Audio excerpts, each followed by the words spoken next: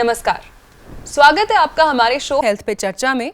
मैं हूं नेहा बजाज और आज हम बात करेंगे कि क्या ब्रेस्ट कैंसर जेनेटिक है कि नहीं। आज के एपिसोड में इस मुद्दे पर चर्चा करने के लिए हमारे साथ हैं doctor Amish Chaudhary, director surgical oncology Asian hospital Faridabad. Doctor साहब, इस विशेष कार्यक्रम में आपका बहुत बहुत स्वागत है। Thank you for having me. तो जैसे कि मैंने अभी बोला कि आज हम इसी बात पे चर्चा करने वाले हैं कि क्या ब्रेस्ट कैंसर जेनेटिक है कि नहीं, तो आप हमारे दर्शकों को ये बताइए। ब्रेस्ट कैंसर जेनेटिक होता है, पर उसका इंसिडेंस जो है सोसाइटी में वो तकरीबन 10% के अराउंड है। सो एक साल में हम जितने पेशेंट्स देखते हैं उसका सिर्फ 10% पेशेंट्स ही जेनेटिक प्रीडिस्पोजिशन कैरी करते हैं जी।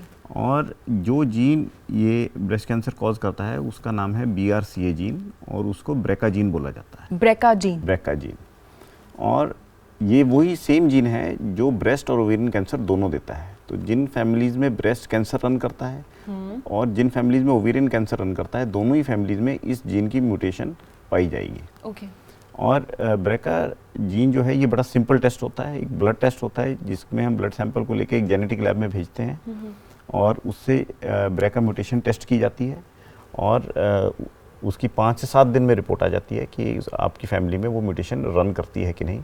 और उसके बेसिस पे, इस इंफॉर्मेशन के बेसिस पे आप भी अपने ट्रीटमेंट डिसीजंस में कुछ चेंजेस कर सकते हैं और आपकी नेक्स्ट जनरेशन में भी कई तरीके के प्रिवेंटिव स्टेप्स लिए जा सकते हैं। ओके। तो जैसे कि आपने हमें इस ब्रेका जीन के बारे में बताया, सो ये भी बताइए कि ये पता किया जा सकता है कि कोई फैमिली ब्रेका फैमिली है कि नहीं।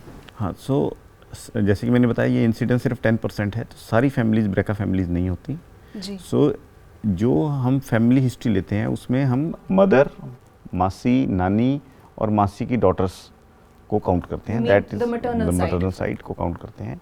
और अगर आपकी फैमिली में अगर किसी पेशेंट को बाइलेटरल ब्रेस्ट कैंसर रहा हो, दैट मीन्स राइट और लेफ्ट दोनों साइड का ब्रेस्ट कैंसर आया हो, या किसी पेशेंट को या आपके रिलेटिव को ब्रेस्ट और ओवेरियन कैंसर दोनों रहे हों एक ही पेशेंट को, या किसी एक पेशेंट को कैंसर 45 की एज से पहले आया हो, वो एक इंडिकेटर है कि ये ब्रेका फैमिली हो सकती है।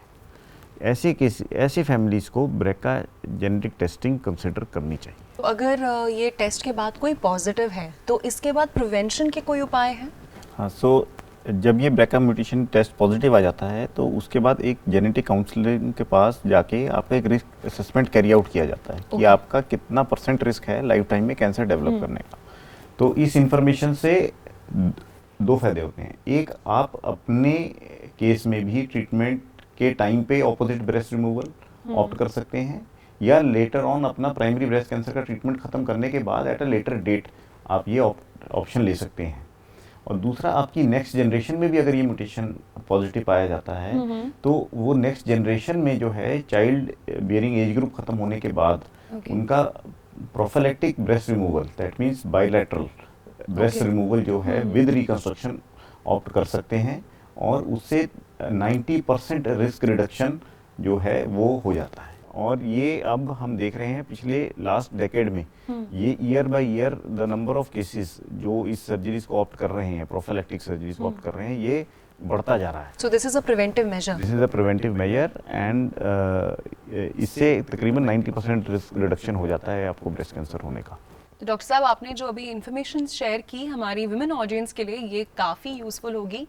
एंड उसी के साथ साथ अभी हमें यही पता चला है कि ब्रेस्ट कैंसर जेनेटिक हो सकता है और समय रहते इसका पता भी लगाया जा सकता है। ये एक आसान सा टेस्ट है और अगर आप पॉजिटिव हैं तो आप खुद को और अपनी आने वाली जनरेशन को भी बचा सकते हैं।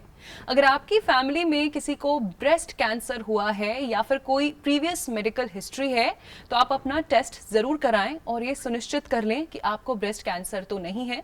और इसके लिए प्रोफिलैक्टिक ब्रेस्ट रिमूवल या फिर रिकंस्ट्रक्शन सर्जरी भी उपलब्ध है। थोड़ा भी संकोच होने पर या कुछ भी कंफ्यूजन होने पर एक ऑन्कोलॉजिस्ट से कंसल्ट जरूर करें। डॉक्टर साहब, एशियन हॉस्पिटल से आप हमारे स्टूडियो में आए और इस विशेष कार्यक्रम का हिस्सा बने, thank you so very much. Thank you.